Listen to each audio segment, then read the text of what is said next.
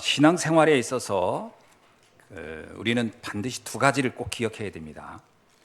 하나는 뭐냐면 반드시 우리가 구원을 받아야 하는 것이고요.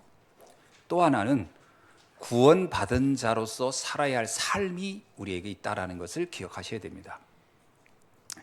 그래서 하나님이 우리를 구원한 데는 분명한 목적이 있어요. 그 목적이 뭐냐면 내가 남은 자, 남는 자, 남길 자로 살기를 원한다라는 것입니다. 이 남은 자란 말은 이사야 6장 13절에 보면 구루터기라는 단어에 나옵니다. 우리 렘넌트라고 하는 단어를 우리가 자주 쓰고 있는데요. 이 구루터기, 렘넌트라는 단어는 하나님이 이 시대에 남은 자에 대한 사명을 주기 위해서 주신 메시지입니다. 우리는 하나님이 우리가 온실 속 화초처럼 살기를 원치 않아요.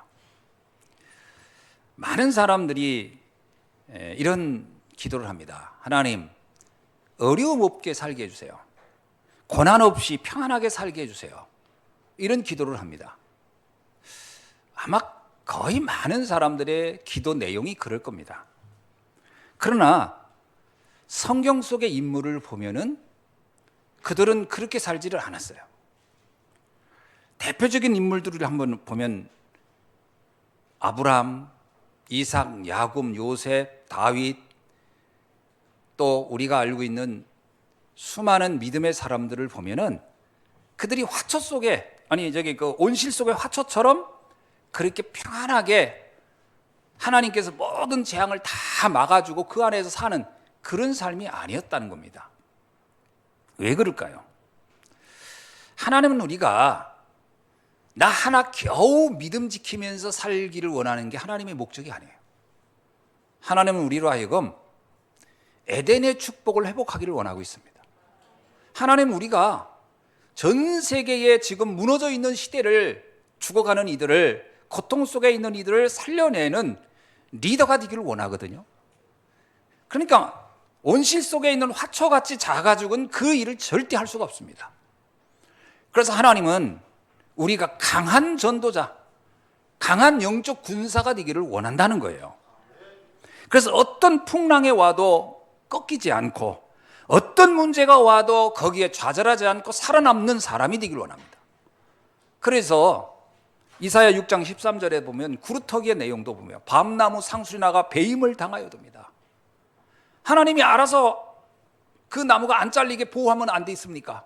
아닙니다. 그런 환란이 와도 살아남을 때 그 사람이 드디어 세상을 바꾸는 리더가 될 수 있다고 하는 것이거든요. 근데 우리는 기도 자체가 뭐냐면 하나님, 내게 환란이 오지 않게 해주세요. 어려움이 오지 않게 해주세요. 고난 오지 않게 해주세요. 이렇게 기도를 하다가 문제가 오면요, 하나님은 나를 연단하고 나를 축복하려고 오는 문제가 오면요, 기도가 틀렸기 때문에 응답을 잘못 보는 거예요. 그래서 하나님은 나를 지키지 않으시는가 보다. 하나님은 나를 사랑하지 않는가 보다. 하나님은 나와 관심이 없나 보다. 그래서 하나님은 나를 지금 훈련시켜서 군사로 키우려고 하는데 본인은 거기서 포기해버리는 거예요. 그리고 상처받습니다. 그리고 뭐라고 하냐면 하나님은 없다. 하나님에 대해서 거부하기 시작하는 거거든요. 하나님의 뜻을 전혀 모르고 있는 거라 볼 수 있는 겁니다. 하나님은 우리가 사단이 장악한 이 세상, 혼돈, 공허, 흑암이 가득한 이 세상을 복음으로 살려내고 그것을 하나님 나라로 세우기를 원하시는 줄로 믿습니다. 우리가 가장 잘 알고 있는 믿음의 조상 아브라함을 봅시다. 아브라함이 갈대우르라고 하는 고향에서 있을 때 사실 어떤 면에는 어려움이 없었을 겁니다. 그죠? 가족이 있죠. 형제들이 있죠. 또 그 부모님은 그 안에서 또 그의 완전한 보호자가 되었죠. 근데 하나님은 아브라함이 그렇게 살기를 원치 않았던 겁니다. 그래서 하나님은 아브라함에게 갈대우르를 떠나라는 거예요. 그리고 아브라함에게 많은 연단의 과정들을 허락합니다. 아니, 하나님이 아브라함을 사랑하면 다 미리미리 막아주면 될 걸. 아닙니다. 그렇게 해서는 시대 살릴 지도자가 될 수가 없음을 알기 때문에 어떤 의미에서 하나님은 지켜보고 있는 거예요. 저 어려움을 어떻게 이겨낼 수 있는가. 우리가 알고 있는 야곱은 어떻습니까? 야곱이 삼촌 집에 가가지고 또 그곳에서 많은 어려움 겪고 돌아오고, 그리고 나중에 형이 또 자기를 죽이려 하고, 이런 일들을 야곱은 원래는 그런 어려움을 피하려고 했던 사람이에요. 야곱은 평안함, 그야말로 어떤 의미에선 성공만 취하고 싶었던 게 야곱이었어요. 그런데 하나님은 그 야곱의 그것을 원치 않았습니다. 야곱에게 많은 어려움을 겪도록 방치합니다. 왜지요? 그래야만이 영적 문제가 무엇이며 시대의 문제가 무엇이며 아픔이 무엇이며 내가 할 일이 뭔가를 알 수 있기 때문에, 그래야 영적 군사로 만들 수 있기 때문에. 요셉을 봅시다. 요셉은 믿음이 좋은 사람 아닙니까? 처음부터. 근데 하나님은 그 요셉이 아버지의 보호 속에서 그렇게 있기를 원치 않습니다. 그래서 요셉을 노예로, 포로로, 억울한 누명세에서 죄수로 보내는 거예요. 이게 결국은 요셉을 강한 자로 세우기 위한 하나님의 계획이 있었다는 것이거든요. 우리가 이거를 볼 수 없으면 아마 우리가 만약 기도 제목을 하나님 어려움이 없게 해주세요, 아무 문제 없게 해주세요, 그냥 편안하게 지내게 해주세요, 이런 생각을 하는 요셉이었다면, 요셉이 아마 형들에게 미움을 받아서 억울하게 노예로 팔려갈 때 아마 못 견뎠을 겁니다.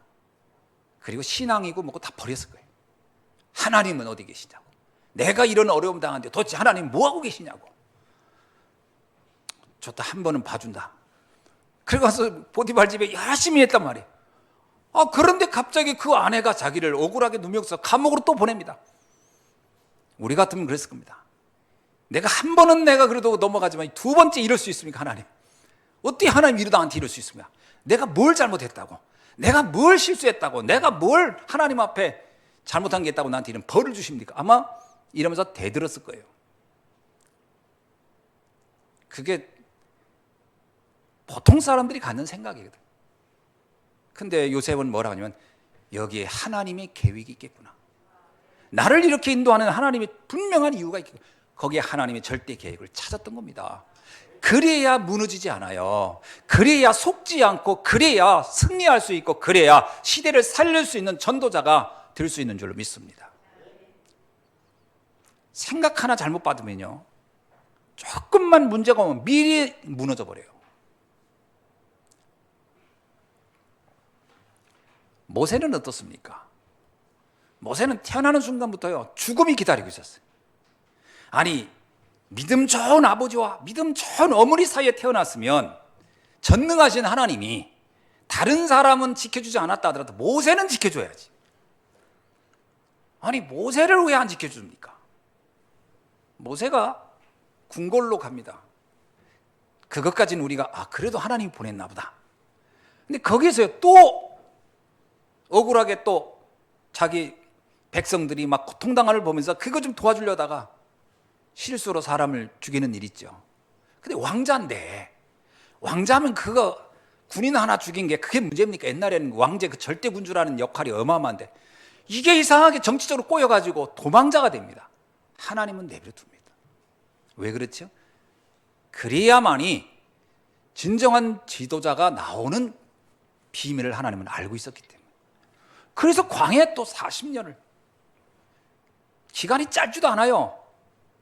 나이 80이 될 때까지 모세는 많은 어려움을 겪는 과정을 겪습니다. 그 80년 동안 모세가요, 우리 같았으면 있을 겁니다. 끝났어, 하나님 이거 뭐고, 딱 끝났어, 믿어봐야 다 쓸데없어, 신앙이고 뭐고 뭔 필요가 있어, 아마 이렇게 되지 않았을까요? 그런데 모세는 그렇게 보지 않습니다. 하나님이 자신을 불렀을 때 압니다. 하나님이 나를 부르시는구나. 여러분, 하나님의 구원의 목적이 뭐죠? 나를 구원하신데 첫 번째 목표, 두 번째는 뭐냐면 나를 통하여 이 시대에 살리는 사명을 주시기를 원하는 줄로 믿습니다.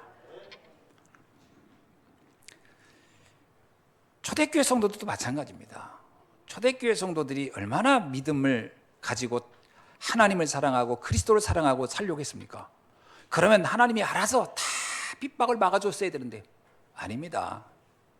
스데반은 순교의 길을 가도록 놔뒀고, 예루살렘에서 수많은 성도들이 핍박을 당하니까 안디옥으로 가고, 그러나 그것이요 도리어 안디옥 교회를 세우는 시간표가 되었고, 그 많은 핍박은 도리어 로마 복음화 할 수 있는 문이 열리는 여정으로 하나님은 몰아간 것을 볼 수 있어요. 아마 어떤 면에서 바울만큼 믿음 좋은 사람이 없을 거예요. 그런데 또 누구보다 바울만큼 고난당한 사람도 없어요. 바울은 그렇게 믿음이 좋았는데, 또 그런데 바울은 그 누구도 비교할 수 없는 고난도 제일 많이 당했어요. 왜 그럴까요? 더 강한 전도자로 세우기 위한 하나님의 여정과 계획이 있었다는 것을 꼭 기억하셔야 될 줄로 믿습니다. 그렇다면 지금 우리도 마찬가지예요. 하나님, 지금 저에게 생각지 않는 문제가 왜 있습니까? 잘 보셔야 돼요. 이게 나를 영적 군사로 키우기 위한 하나님의 계획이구나. 발견할 수 있기를 주의 이름으로 축원합니다. 이 눈 안 열리면 하나님은 축복이라고 여기고 있는데 나는 그거를 재앙이라고 여긴다는 거예요. 이거 같이 어리석은 신앙인이 없어요. 하나님은 나를 군사로 훈련하기 위해서 지금 훈련소에 넣는데 나는 지금 저주받고 있구나. 그리고 거기서 탈용해버리면 어떻게 되는 겁니까? 자칫 잘못하면 우리 신앙생활이 이렇게 빗나갈 수 있다는 거예요. 오늘 내게 주어진 환경을 축복의 여정 속에 정확한 하나님의 절대 계획을 발견하는 그런 영안이 열리길 주의 이름으로 축원합니다. 왜 그러면 이런 영적 군사가 필요하냐라는 거예요. 세 가지의 근본적인 내용을 가지고 주님은 우리를 이 여정으로 이끌어가는 줄로 믿습니다. 첫 번째는 뭐냐? 모든 사람이 걸려있는 근본 문제 때문에 그렇습니다. 모든 사람은 세 가지 근본 문제에 잡혀 있어요. 하나는 뭐냐? 원죄입니다. 또 하나는 뭐냐? 사단이라는 존재에게 잡혀 있는 거예요. 그리고 또 하나는 지옥의 배경 속에 살고 있다고 하는 것이 가장 큰 문제입니다. 여러분, 우리가 돈이 없을 수도 있고요, 건강이 좀 안 좋을 수도 있습니다. 그러나 그것이 근원적 저주는 아닙니다. 근원적 저주는요, 이거는 어떻게 해도 피할 수 없는 걸 말하는 거예요. 그리고 이것은 영원토록 이어지는 저주를 말하는 거예요. 그것이 세 가지입니다. 그래서 오늘 23절에 뭐라고 나오냐면, 모든 사람이 죄를 범하였음에 하나님의 영광에 이르지 못하더니. 이것이 문제입니다. 이 문제를 아는 사람이 필요한 거예요. 근데 이게요, 온실 속의 화초처럼 커가지고는 이 문제를 절대 알 수 없어요. 모든 걸 다 지켜주고 보호해주고 다 먹여주고, 그렇게 무슨 짐승 키우듯이 만약에 컸다, 모든 걸 다, 어떻게 영적 문제가 뭔지를 알 수 있겠어요?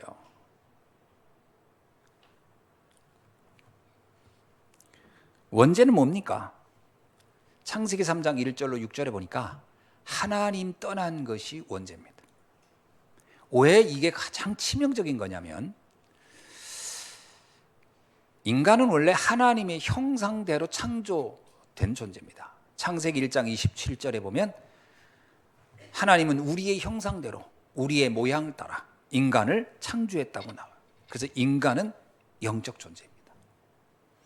근데 이 영적 존재는 반드시 영적인 세계와 연결되어 있고 영적 부분에 그 공급이 되어야 됩니다.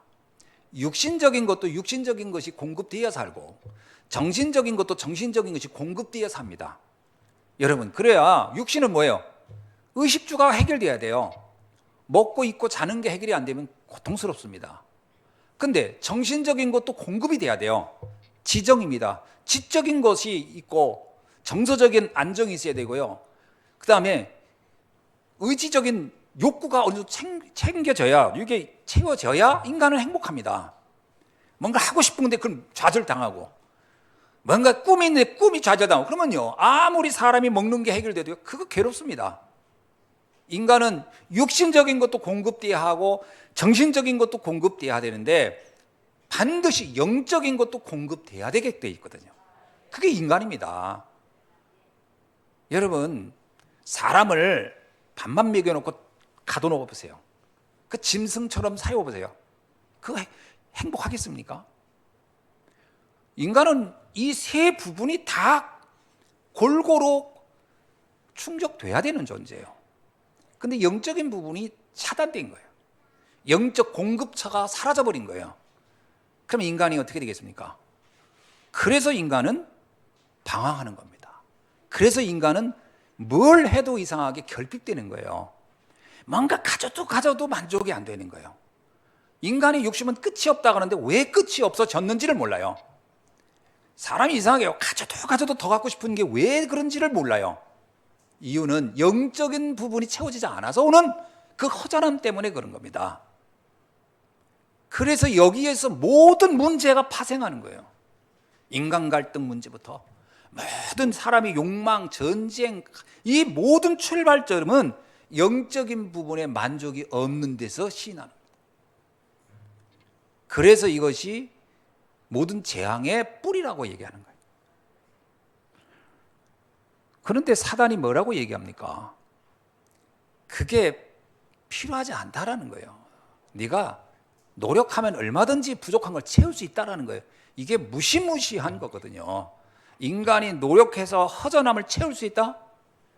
여기에서부터 이제 모든 문제의 갈등이 만들어진 거 아닙니까? 하나님을 떠난 존재. 이건 단순하게 형이사학적 얘기가 아니라니까요. 인간이 영적 존재이기 때문에 영적인 부분에 만족이 없으면 필연적으로 나타날 수 없는 수많은 문제의 파생을 의미하는 거기 때문에 이건 굉장히 심각한 문제입니다. 그래서 시편 4절에 이렇게 말하고 있어요.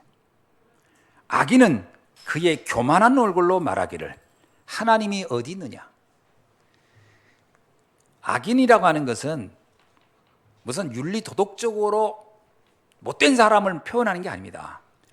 교만하여 말하기를 하나님이 어디 있어.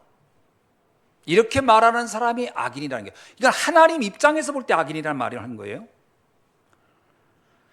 모든 사람이 모든 사상이 하나님이 없다 하느니라.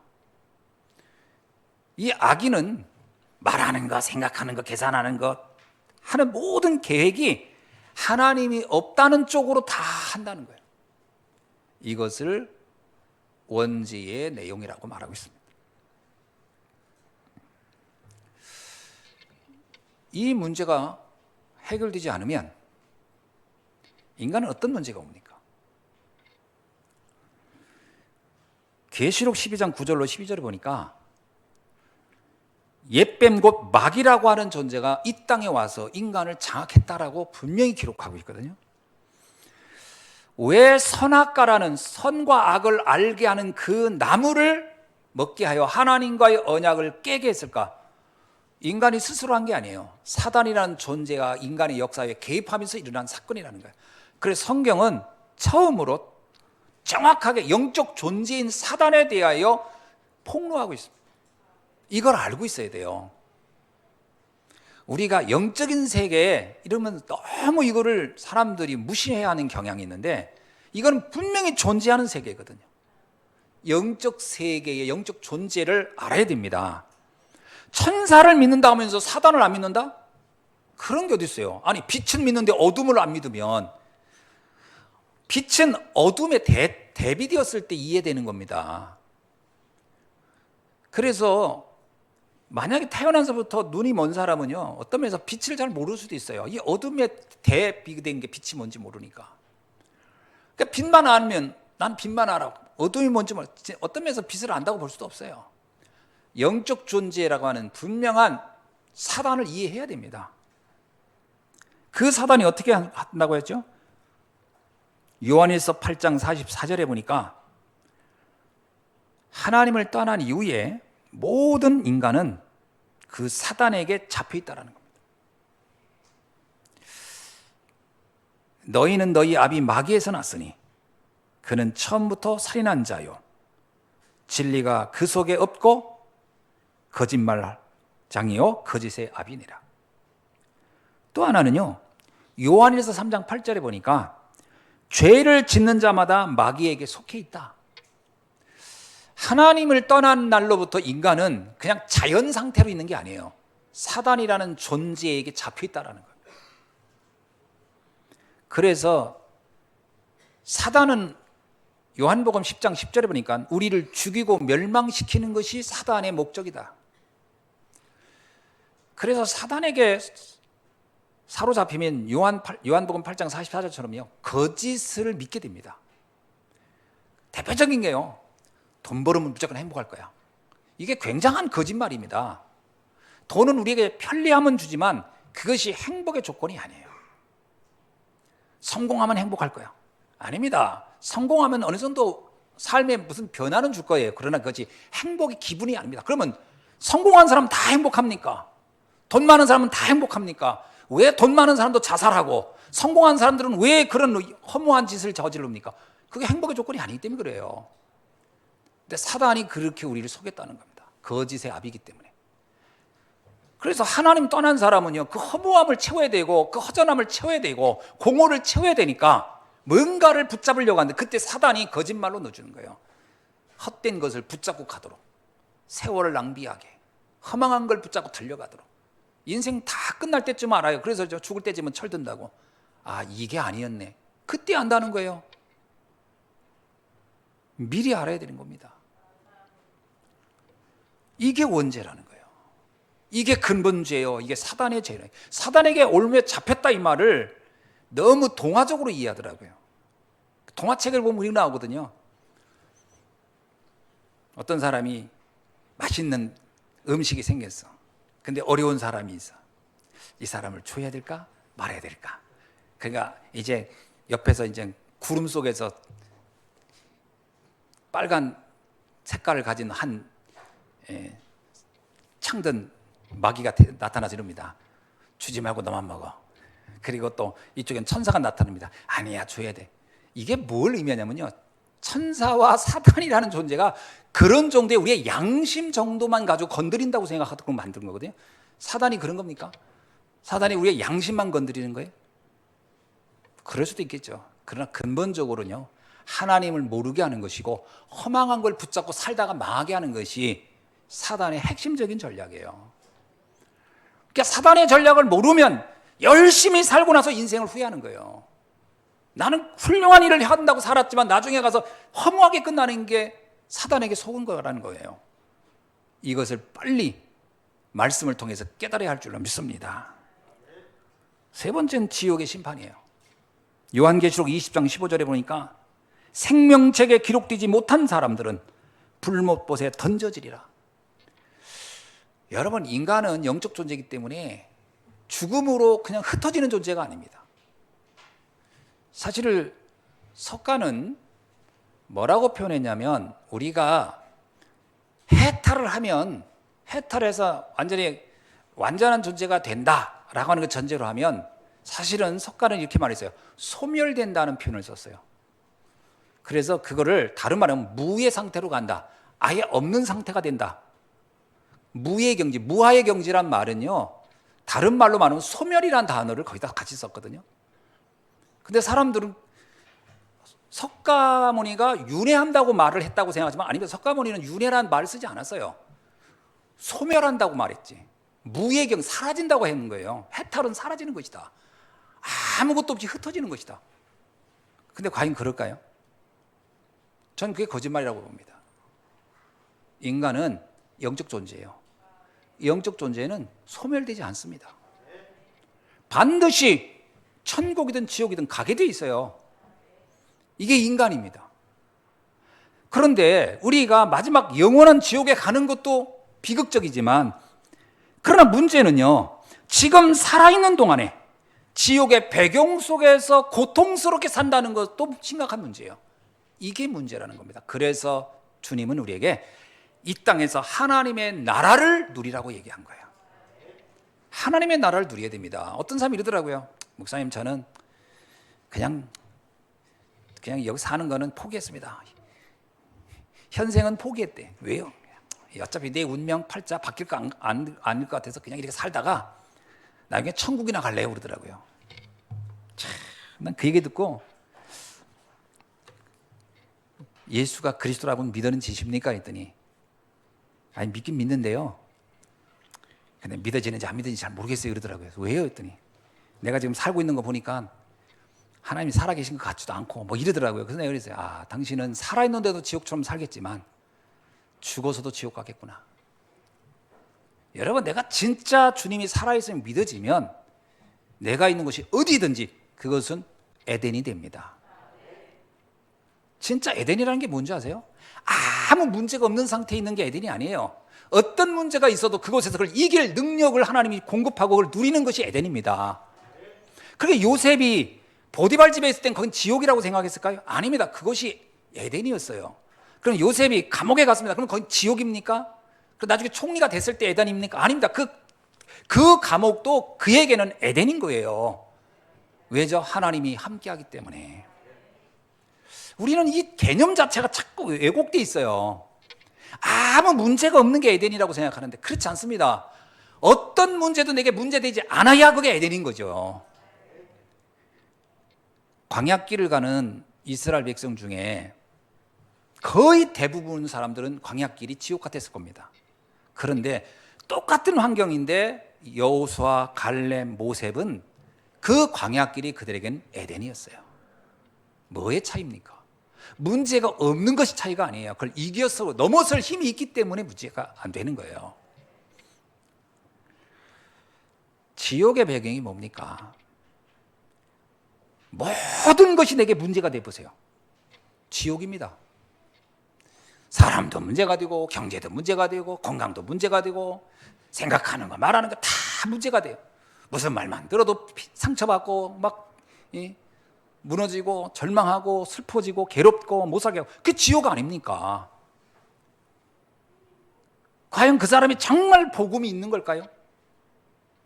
진짜 그게 복음은 있는데 삶이 그렇게 지옥처럼 느낄 뿐입니까? 아닙니다. 저는 물론 그건 하나님은 아시겠지만 그건 제가 경험으로 보면 복음을 모르는 걸 겁니다. 복음을 그냥 이론적으로 교리적으로 외우고 있을 겁니다. 진짜 복음이라면 그 현장이 그렇게 고통스러울 수가 없어요. 하나님의 나라를 누리게 돼 있습니다. 다윗이 뭐라고 합니까? 시편 23편을 보면요. 내가 사망의 음침한 골짜기를 갈지라도 난 해바름을 두려워하지 않는다. 죽어도 좋다 이거예요. 여호와께서 나와 함께하면 주께서 나의 목자 되시기 때문에 나는 부족함이 없다. 아니 지금 환경은 사울왕에 쫓겨서 지금 죽음이 기다리는 길을 달려가고 있는데 다윗은 뭐라고 고백하냐? 나는 부족함이 없는 현장이라는 거예요. 그러니까 객관적으로 보거나 현실적으로 보나 사실적으로 보면 지금 고난입니다. 그러나 다윗은 그것이 자신에겐 에덴입니다. 천국을 누리고 있는 거예요. 그 사람이 영원한 천국에 가는 거 아닐까요? 이 땅에서는 지옥처럼 살고 언제 죽으면 내 천국 갈 것이다. 참 꿈은 야무지나 그렇게 될 것 같지는 않습니다. 기대는 가상하나 그렇게는 잘 안 될 것 같아요. 이 땅에서부터 천국을 누려야 할 줄로 믿습니다. 그런데 이 문제가요, 보통 문제가 아니잖아요. 보통 사람들은 거의 다 문제되잖아요. 그게 지옥의 배경이라는 겁니다. 이 근본 문제를 우리가 이해하면 이거에서 빠져나오는 답이 필요한 겁니다. 그래서 하나님은 처음부터 우리에게 근원적 해답인 그리스도를 약속하신 겁니다. 그리스도라는 얘기는요, 단순히 교리적인 얘기가 아니에요. 이거는 근원적인 문제가 정말 이해된 사람에게는 그리스도는 유일한 답이고 완전한 답이고 영원한 답이 될 줄로 믿습니다. 그래서 오늘 24절에 뭐라 나오죠? 그리스도 예수 안에 있는 속량으로 말미암아 하나님의 은혜로 값없이 의롭다 하심을 얻은 자가 되었느니라. 아멘. 모든 사람은 이 근본 문제에 빠졌지만 오직 그리스도 안에 있는 자들만 이 근본 문제에서 나올 수 있다는 거예요. 이게 얼마나 놀라운 은혜요 선물입니까? 근데 여기 뭐 그 은혜이며 값없이 주시는 것이다. 사실은 값없이 준다는 말은 아무 대가가 없다는 얘기가 아니라 우리가 값을 지불할 수 없는 것이었다라는 거예요. 너무나 커서. 왜 우리가 값을 지불할 수 없습니까? 우리는 이걸 구원받는데 지불할 수 있는 게 인간에게는 아무것도 없어요. 그래서 하나님이 스스로 당신이 값없이 십자가의 대속제물로 죽으심으로써 이 은혜를 우리에게 주신 겁니다. 그래서 이걸 은혜요 선물이라고 하는 거예요. 어떤 의미에서는 값없이라는 표현보다는 지불할 수 없을 만한 어마어마한 것을 하나님 이미 나를 대신하여 지불해 드리고 나를 구원해 주셨다. 그래서 우리는 그리스도로 오신 분이 누구인가 아는 것이 최고의 축복인 줄 믿습니다. 여러분, 그리스도를 아는 게 최고입니다. 그리스도가 누군가? 성경 66권은 오직 이 그리스도를 설명하기 위해서 기록된 거예요. 누가복음 24장 27절에 보니까 모세와 모든 선지자의 글로 시작하여 모든 성경에 쓴 바 자기에 관한 것을 자세히 설명하시느니라. 성경의 모든 기록은 그리스도를 설명하기 위해서. 왜 그러죠? 근본 문제가 너무나 치명적이기 때문에 이 문제의 해결자인 그리스도를 설명하는 것이 성경 모든 기록의 목적이다라는 거예요. 그리스도는 세 가지의 역할을 합니다. 요한일서 3장 8절 보니까 하나님의 아들이 나타난 것은 마귀의 일을 멸하심이라. 인간을 붙잡고 있는 그 마귀의 세력을 꺾을 수 있는 것은 그리스도밖에 없어요. 로마서 3장 24절에 보니까 그리스도 예수 안에 있는 속량으로 말미암아 은혜로 값없이 의롭다 하심을 얻은 자 되었냐. 우리를 죄를 해결할 수 있는 것은 그리스도밖에 할 수 없어요. 요한복음 14장 6절에서 내가 곧 길이요 진리요 생명이니 나로 말미암지 않고는 아버지께 올 자가 없느니라. 하나님을 만나게 하는, 하나님을 떠난 자를 하나님 만나게 할 수 있는 유일한 길을 되시는 분은 그리스도밖에 할 수 없습니다. 이것이 그리스도의 삼직이라고 하는 거거든요. 왕, 제사장, 선지자의 일을 하러 오셨다라는 겁니다. 이런 그리스도를 아는 것은 인간이 받을 수 있는 최고의 은혜요 선물인 줄로 믿습니다. 그러니까 우리가 나는 은혜 받은 게 없다 이런 말 하는 분들이 있더라고요. 구원받고도. 구원이 뭔지를 모른다는 얘기예요. 진짜 하나님의 자녀라면요, 세상에 억만금을 줘도 비교할 수 없는 구원을 우리는 이미 받은 줄로 믿습니다. 이것만 생각해도요 정말 눈물 날 만큼 감격스러운 거 아니겠습니까? 그런데 우리가 막 우울증에 빠지다, 구원받은 성도가 우울하다는 것은 있을 수 없는 거예요. 그건 하나님의 구원을 아주 모욕하는 거예요. 두 번째는 예수 그리스도를 나의 구주로 영접하는 겁니다. 요한복음 1장 12절에 보니까 영접하는 자, 그의 이름을 믿는 자들에게는 하나님의 자녀가 되는 권세를 주셨느니라. 그리스도를 나의 그리스도 하는 그 비밀이 뭐냐? 영접하는 겁니다. 다른 말로 믿는 거예요. 로마서 10장 10절에 보니까 사람이 마음으로 믿어 의에 이르고 입으로 시인하여 구원에 이르느니라. 우리가 영접한다고 하는 것은요 어마어마한 일입니다. 받아들인다는 얘기거든요. 이게 받아들임으로 인해서 완전히 하나가 되는 거예요. 그리스도가 내 안에, 내가 그리스도 안에. 영접할 때 어떤 일이 납니까? 영접할 때 구원을 받습니다. 영접할 때 어떤 일이 납니까? 하나님의 자녀가 됩니다. 영접할 때 어떤 일이 납니까? 성령이 내 안에 내주합니다. 영접할 때 어떤 일이 납니까? 보호자의 축복이 내게 임하는 시간이 됩니다.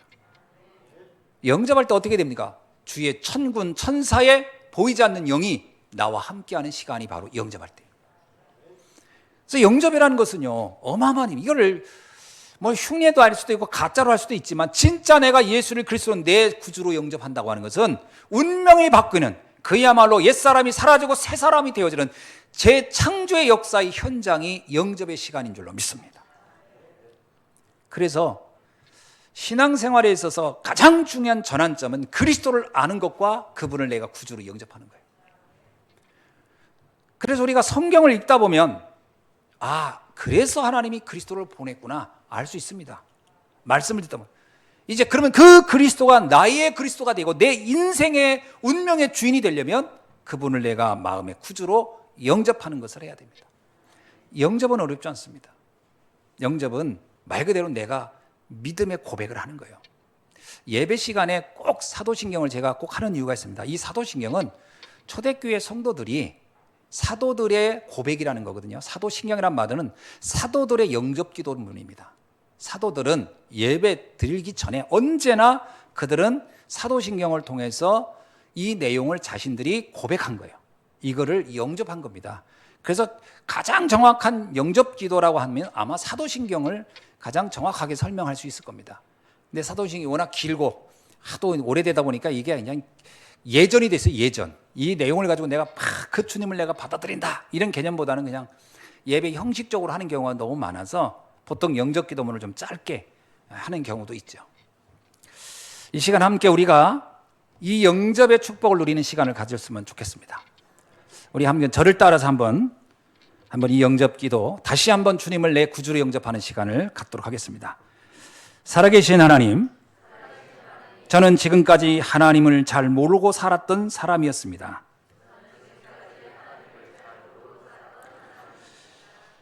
그러나 그 모든 문제의 원인이 뭔지도 모르고 살았습니다. 이 시간 예수님이 나를 구원하시기 위해 오신 그리스도임을 알았습니다. 이 시간 제 마음의 문을 열고 예수님을 나의 구주로 영접합니다.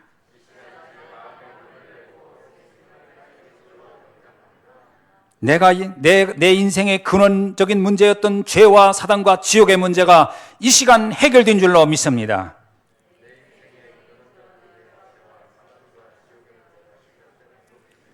지금부터 영원까지 성령으로 나와 함께하여 주옵소서. 예수 그리스도의 이름으로 기도하옵나이다. 아멘. 영접 기도는 사실은 이게 믿음으로 하는 기도기만 하면 됩니다. 이건 뭐 길고 짧고 상관이 없어요. 예수님이 나의 구주가 되신다고 하는 고백을 하는 것으로 인생은 달라집니다. 그때부터 우리의 인생은요, 하나님의 자녀의 신분이 우리에게 주어지는 것이죠. 그때부터 우리가 해야 될 세 번째가 있습니다. 그리스도와 함께 누리는 삶입니다. 마가복음 3장 14절에 보니까 예수님께서 이런 얘기를 해요. 내가 12를 세우시고 이들과 함께 있기 원합니다. 예수님이 12사도를 부르고 가장 원했던 게 뭐냐? 함께 있기 원했다라는 거예요. 이게 누림의 가장 중요한 비밀입니다. 하나님의 자녀의 가장 중요한 축복은 뭐냐? 하나님과 함께 하는 겁니다. 마태복음 28장 20절에 보니까 예수님께서 이런 얘기를 해요. 하늘과 땅의 모든 권세를 가진 내가 너희와 함께 할 테니 그리고 너희와 영원히 함께 하겠다 이렇게 말씀하고 있습니다. 하나님의 최고의 관심이 뭐냐? 우리와 영원히 함께하는 삶입니다. 영원히 함께한다는 말은 무슨 말일까요? 광야 같은 인생을 살아가는 우리에게 주님이 함께한다면 어떤 문제도 문제가 되지 않기 때문에, 그래서 이것을 이길 수 있는 힘을 주어지기 때문에 함께의 축복이 최고의 응답인 줄로 믿습니다. 아브라함의 능력 어디서 왔을까요? 요셉의 능력, 모세의 능력, 여호수아의 능력, 다윗의 능력, 다니엘의 능력, 에스더의 능력, 믿음의 사람들의 능력은 어디서 왔느냐? 하나님과 함께하는 데서 온 겁니다. 오늘 우리가 인생길을 살아가면서 이 인생길을 승리할 수 있는 힘은 어디서 오겠습니까? 하늘과 땅의 모든 권세를 가진 그분과 함께할 때 일어나는 줄로 믿습니다. 그렇다면 세 번째입니다. 우리의 근원적 사명이 있다는 겁니다. 주님은 우리와 함께하면서 우리에게 주시고자 하는 미션이 있어요. 그게 뭐냐? 세계복음화입니다. 오늘 29절에 보니까 이런 말씀을 합니다. 뭐라고 얘기하고 있냐면, 하나님은 다만 유대인의 하나님이시냐? 또한 이방인의 하나님은 아니시냐? 진실로 이방인의 하나님도 되시느니라. 이게 무슨 얘기죠? 이 얘기는 이제 우리가 나만 믿음을 갖는 것이 아니라 저 이방인들에게도 이 복음이 증거되어야 한다는 것을 말하고 있는 거거든요. 하나님의 최고의 소원이 뭐냐면 디모데전서 2장 4절에 보니까 모든 사람이 구원을 받으며 진리에 이르기를 원하는 것이 하나님의 최제 소원이라고 말하고 있어요. 하나님의 최종적 관심은 어디 있느냐? 모든 민족이 구원받는 겁니다. 땅끝까지 복음이 증거되기를 원하는 거예요. 바울이 이 부분을 가장 잘 이해를 했어요.